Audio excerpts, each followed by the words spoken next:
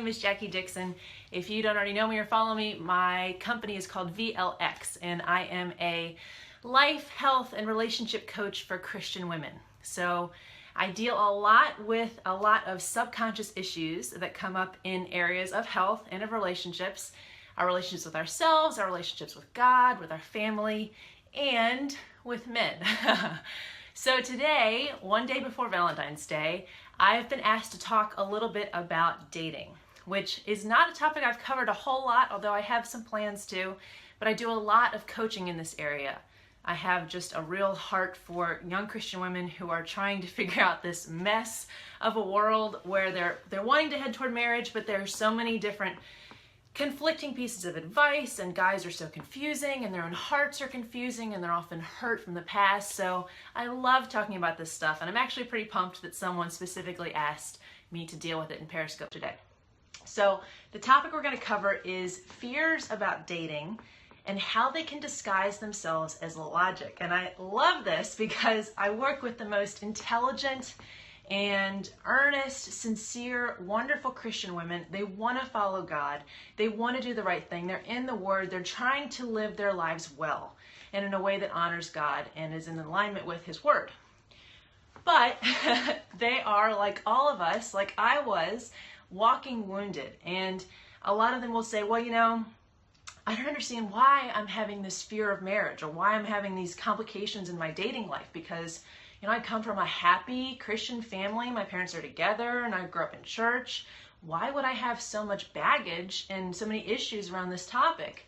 But if you have stepped outside of your house recently, or you don't even have to, you can just get on your computer, you can flip through a magazine. There is so much out there that I feel is almost intentionally designed, maybe by the devil was what I would say, to break our hearts and to twist our minds and to make us cynical and doubtful and start to confuse and mistrust the Word and the voice of God. So what that looks like and what happens in dating then is we'll want to move forward, right? We'll have as our goal to get married. We'll really maybe like the guy, or we'll think, well, he's a really nice guy, I should like him. And yet we'll have all of these terrifying fears of, well, what if this isn't right? And what if I'm making the wrong decision? And what if he's not the right one? And how do I know? And why do I feel this way? And why did he do that? And we've got a million thoughts that are going every which way, and it can be very, very difficult to sort through them. I feel that a lot of those thoughts are fears. In fact, I found this in coaching. I won't even say that I feel. I've discovered, and I knew from my own story, that a lot of those logical thoughts of, well, this just doesn't seem to be the right time, or, well, I'm concerned that he did this, or, well, I'm not sure how if I feel about that, are really just fears. But they're disguised as very intelligent, rational arguments for why this shouldn't be the case. There's a woman who I worked with once who is probably in her 50s now, who wanted to get married, and we talked about it when we worked together, and she said that when she was young, she just kept running. There were lots of guys who were interested in dating her, but she had had kind of a complicated family of origin, I think, that left her with a lot of scars. And so she had the opportunity to do a lot of dating, and she just never could quite make the commitment because she, looking back, said, I was just too scared at the time. I just kept running. And she said, well, now, the pickings are a lot thinner. Well, but God was providing for her in every way she needed, and there was actually a man who was pursuing her, who had pursued her for, I think 13 years was the total when we kind of calculated it. And they'd kind of drift apart, and then randomly they'd be at the same retreat, and they had the same heart for ministry, and it was just a beautiful story.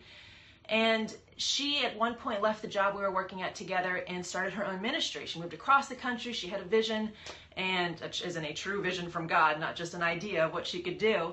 And on a whim, she left everything she had in its stability and went out to start a ministry. And while she was there, she reconnected with this man, and he expressed again that he really, really loved her and would like to move more seriously toward marriage. And they were, I think, in their 40s probably at this time. And she said she'd think about it, and they kind of dated a little, and ultimately she broke it off and she made it final. And she expressed that it was because she was worried that his job was unstable, that he had jumped around a little bit too much between jobs.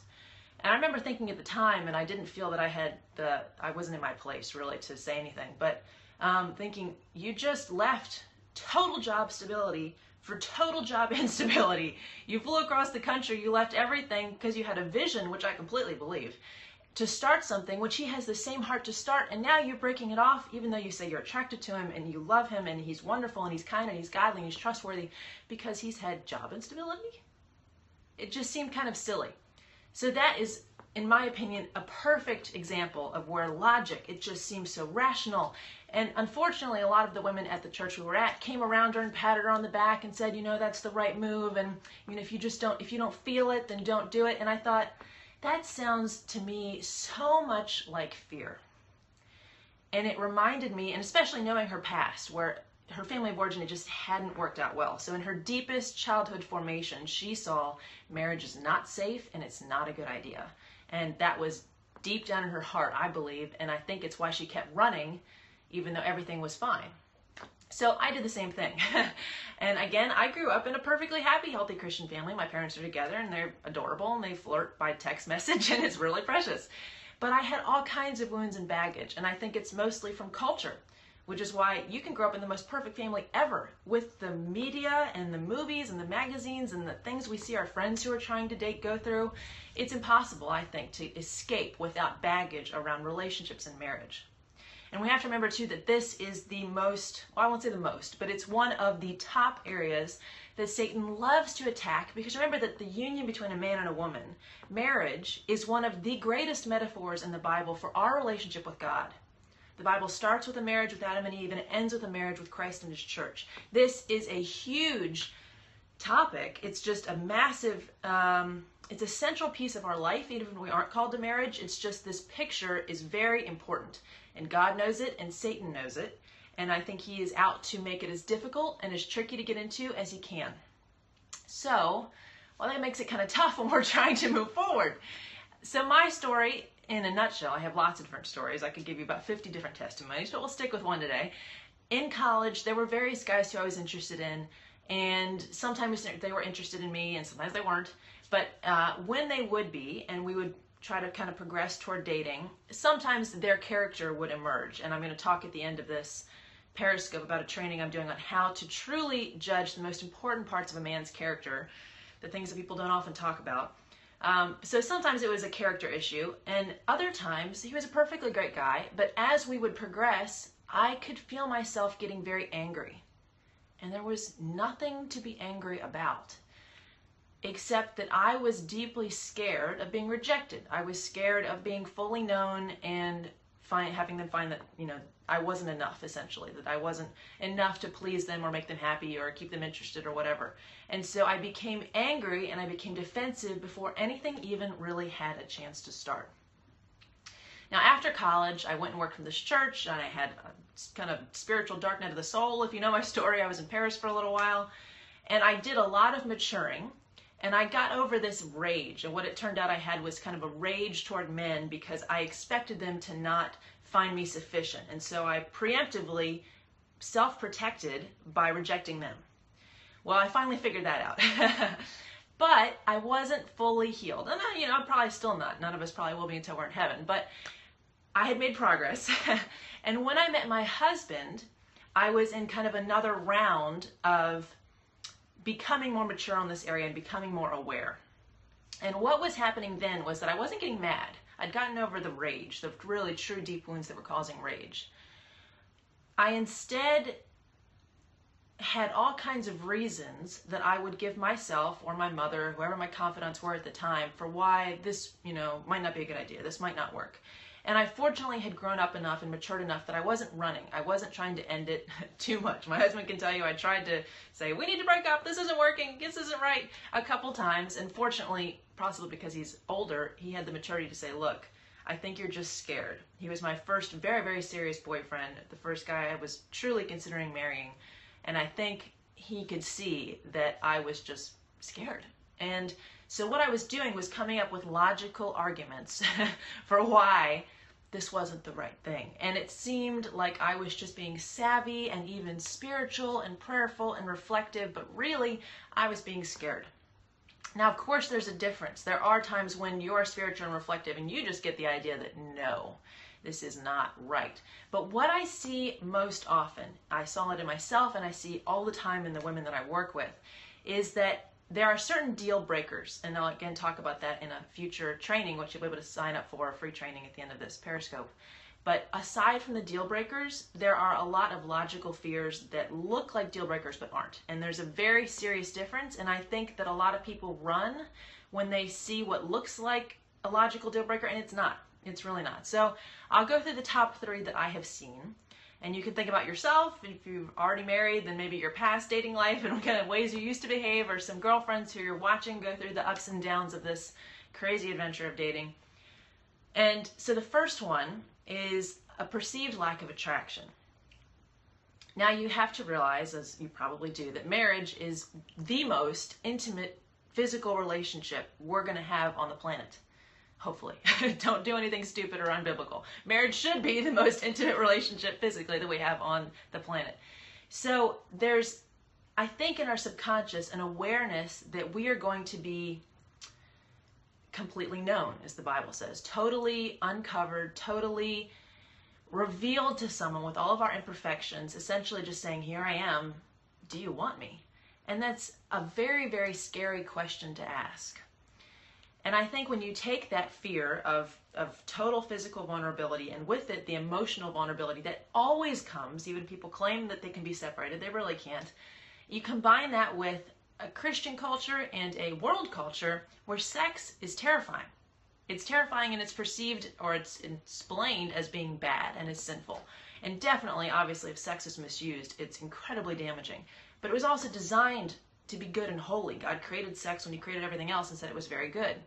So we've got this Christian culture that says sex is bad, don't have it. We've got the world where there are truly all kinds of predators and all kinds of weirdos and all kinds of reasons to be a little bit afraid of having any kind of sexual intimacy with anyone.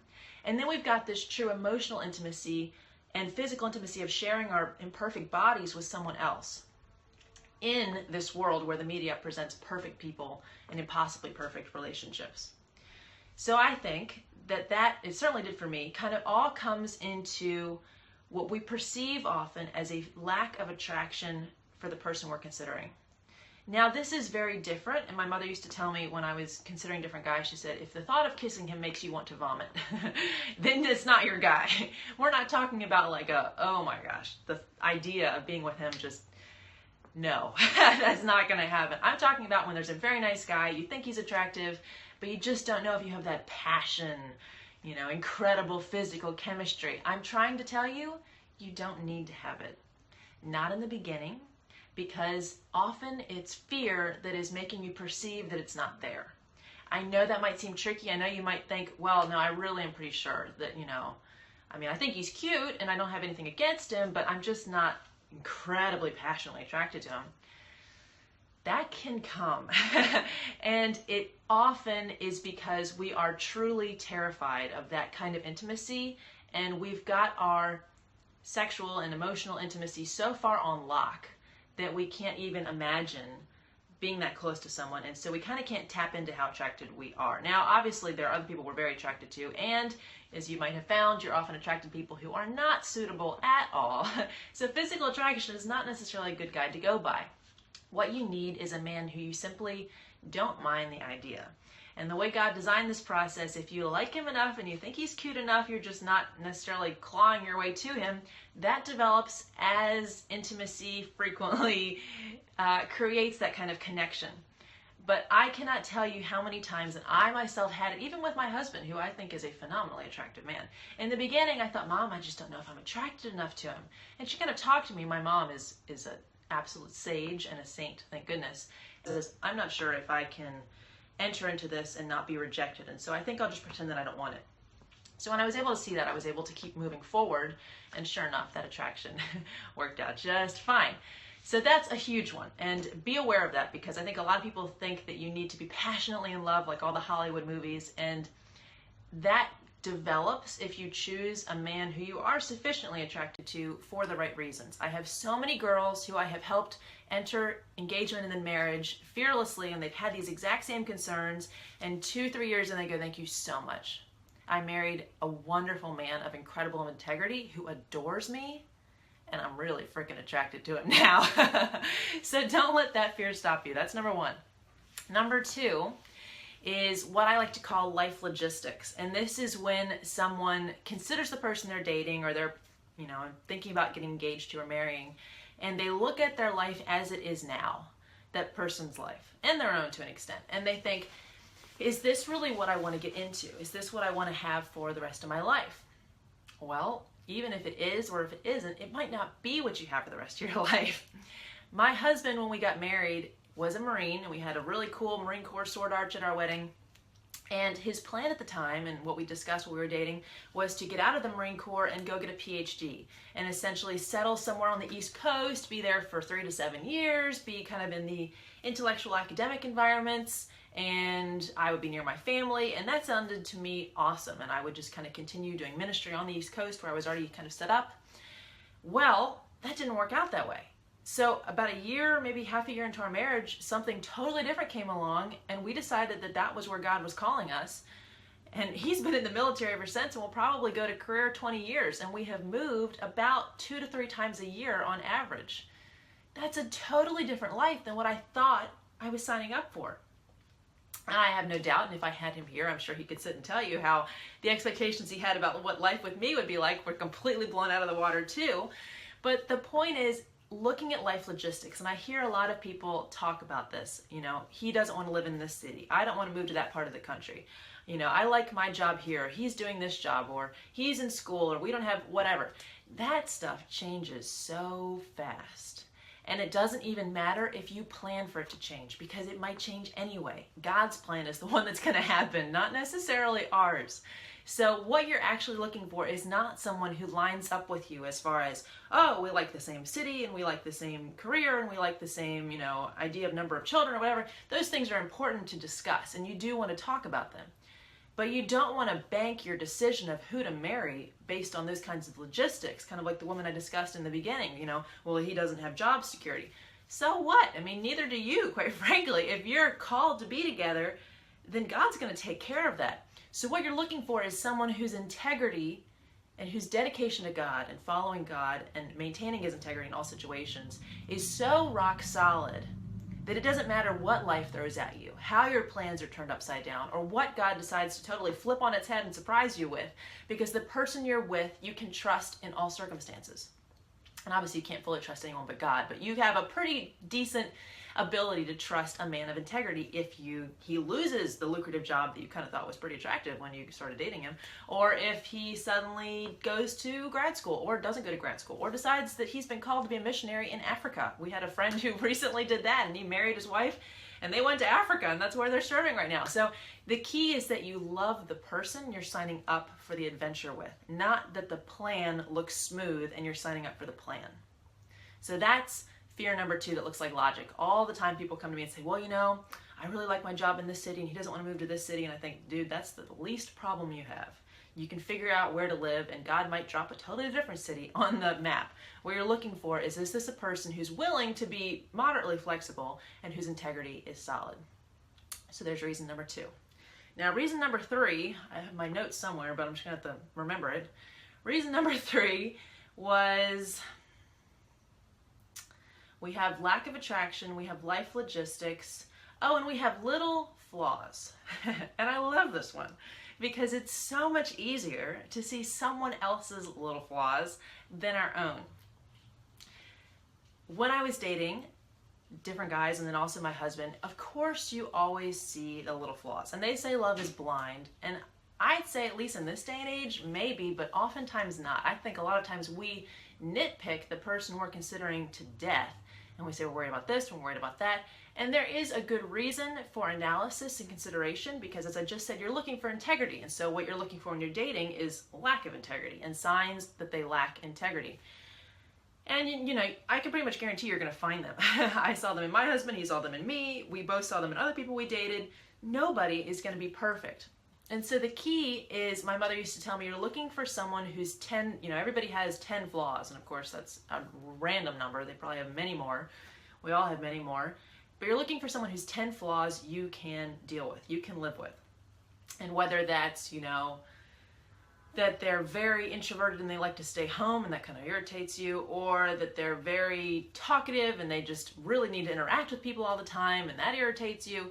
Those are, I mean, unless it's the kind of thing that drives you out of your mind in the first day or week of being with this person, then that's a problem. But if it's something where it's like, well, we're not really compatible, you know, in that way, then it's really not a deep consideration. I've worked with women and I've asked them to come up before with lists of what they're looking for in a man. And if I could share them anonymously, it would be hilarious, because some of these lists from the most dedicated Christian women are a little off base as far as what is important in a husband. And certainly the ones that I used to develop were pretty off base too, until my mother really helped me to sculpt the important things that I should be looking for. But I'll see things on there like he can't have a receding hairline. Or he, you know, needs to like this sports team. And really, that's not that important. And often the funniest thing was, it's really not funny, it's quite sad, except that we were able to work through it and realize it, is that these lists often lacked things like dedicated Christ follower,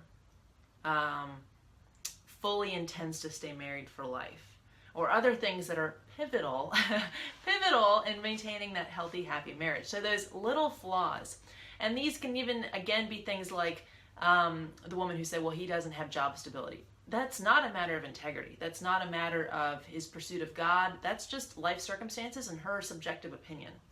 So those are the things we don't want to have stop us. When I met my husband, I was in college, and I was not in college when I met my husband. I'm combining stories. When I was in college, I was in a Christian group, and there were a ton of Texans in the Christian group. And I was like, what is it with Texas? And they were all, Texas, you know, should have been its own country, and Texas is awesome, and Texas. And I was just like, gosh, these people from Texas, you know, kind of obnoxious. They're not. I love you guys. You're fantastic. But I was just like, man, Texas, okay. So I kind of thought, well, I'm going to want to marry somebody who's on the East Coast. Maybe he went to, you know, Hopkins or another school that is in the area. He really understands my experience. He probably speaks French already. He's, you know, a certain height, a certain this, a certain that. And at the same time, my pet peeves were country music, Mexican food, and guys who, you know, were really into kind of sports and watching sports, and they chewed tobacco and they knew all the scores. Well, my husband is a Texan. He's a Marine. He loves baseball, played baseball, was very good at it. He loves to chew tobacco, and we're trying to get him to stop. He loves Mexican food, and he loves country music. And in the beginning of our dating, I thought, this is totally not the guy for me. I mean, geez, you know, he like goes down on my list of pet peeves. But look at that list of pet peeves. How totally insignificant and unimportant are those things? And on his end, he had his list of pet peeves. He wanted a girl who surfed, who snowboarded, who was from Texas, and something else that I can't remember, but something else that I just was not. And I don't ski. I would like to. I mean, it's a nice idea. I don't snowboard either. I definitely don't surf. I don't love the idea of being underwater.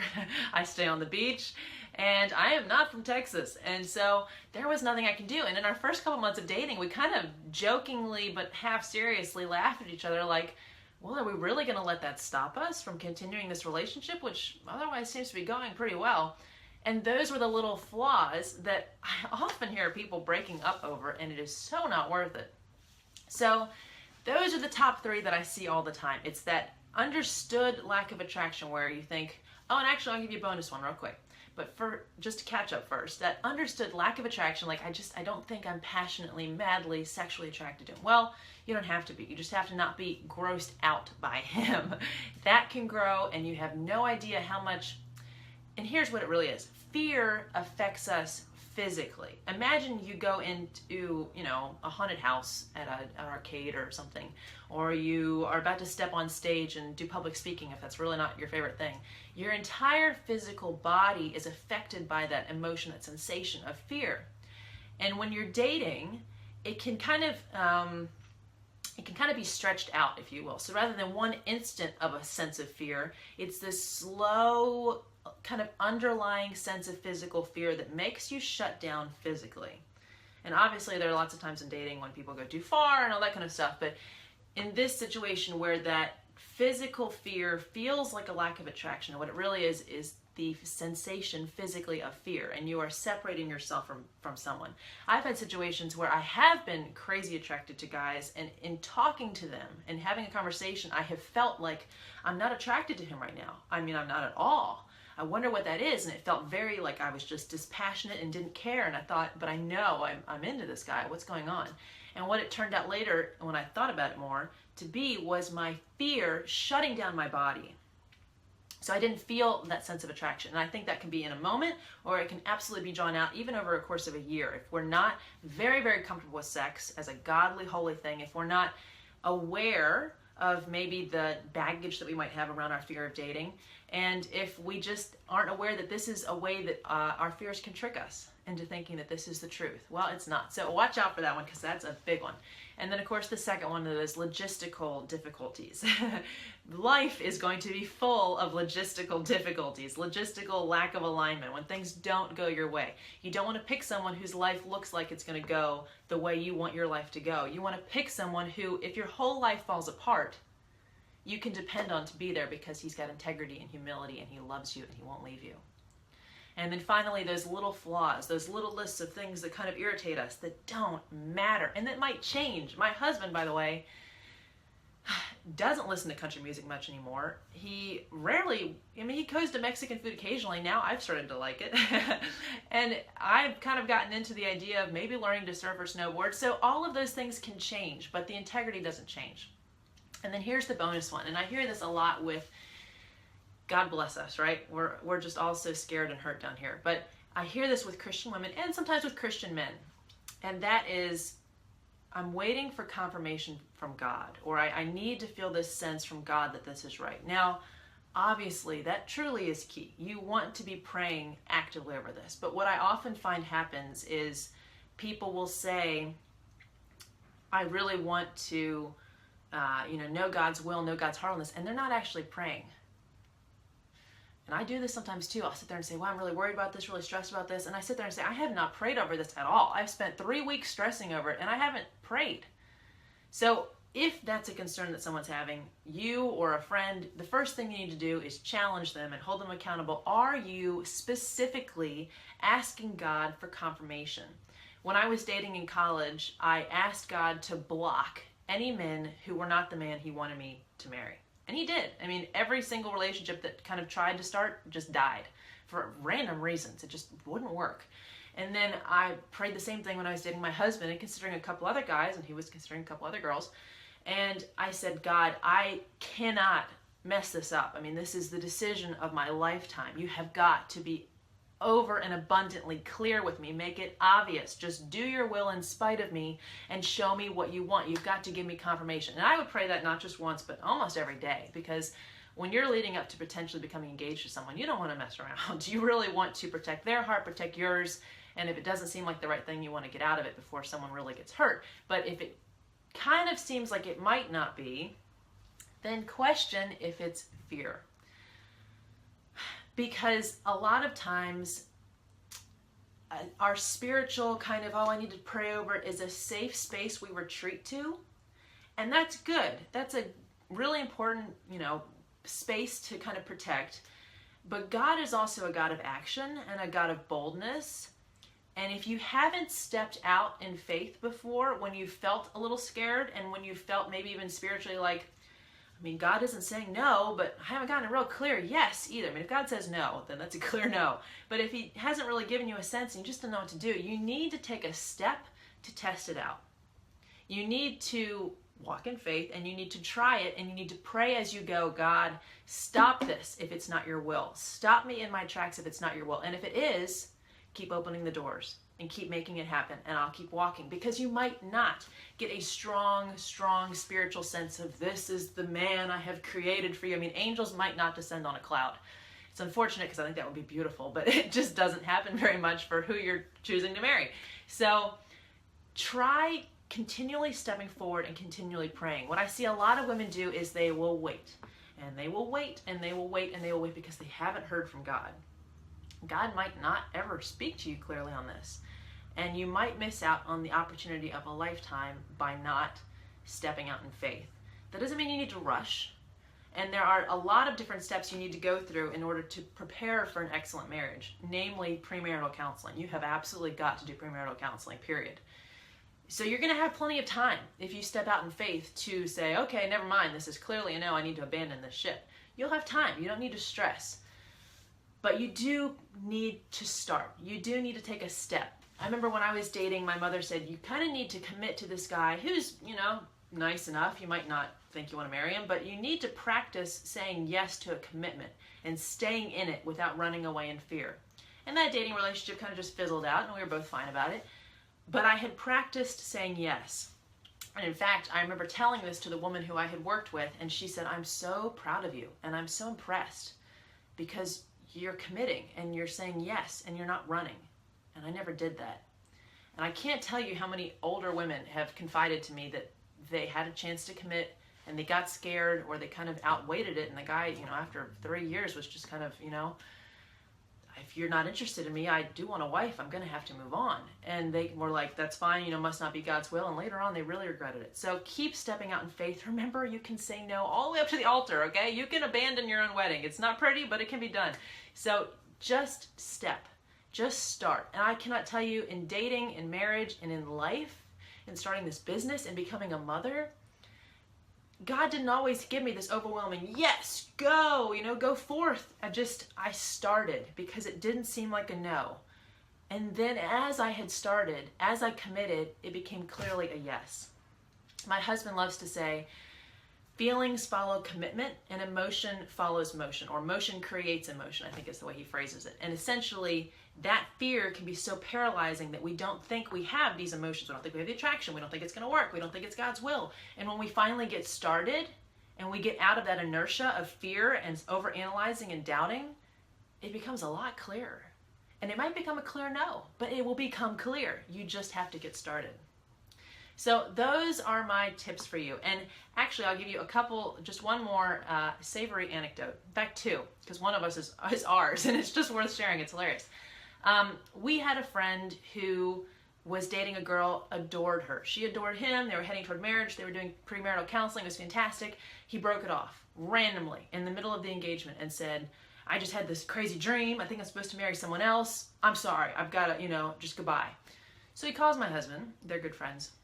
And says what happened. My husband goes, what are you thinking, you moron? And he says, do you like this girl you had the dream about? He says, no, she was crazy. I knew her a couple of years ago. I don't like her at all. Do you like the girl you're dating or were dating before you broke it off? Yeah, she seems awesome. I really feel this is God's will, so I don't understand. It was a crazy dream. And what those things are fear manifesting in all these ways. And what we can do if we're not careful is see those as signs and as confirmations. And so confirmation does need to follow logic. God's confirmation is rarely going to tell you to, yes, commit to the misogynist, drug-addicted, ex-convict who treats you terribly. That's rarely going to be God's leading, okay? So it is going to line up a good bit with logic. And also, you can know fully that you want to do what you want to do. You want to move forward with this person. And fear can still strike, and you have to not act on it. So that was an example of a guy who acted on it. Now, happily, my husband said, here's what you're going to do. You're going to call the girl you've been dating back, say, I am so sorry. I am a crazo. I, have no interest in that girl. It was just a fear. Will you take me back, and can we keep moving toward marriage? She fortunately was a woman of grace, said, yes, you're nuts, but I think that you're right, and we'll go through counseling, premarital counseling, and we'll continue to get married. They got married, they adore each other, they're married a couple years, and they're super happy.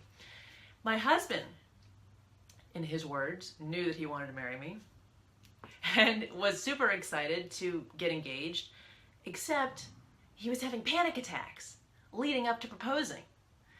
Like hardcore, wake up in the middle of the night, sweating, heavy breathing, panic attacks.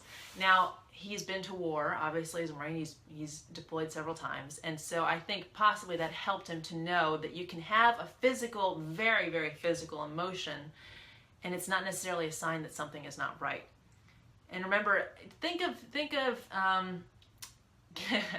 can I phrase this well?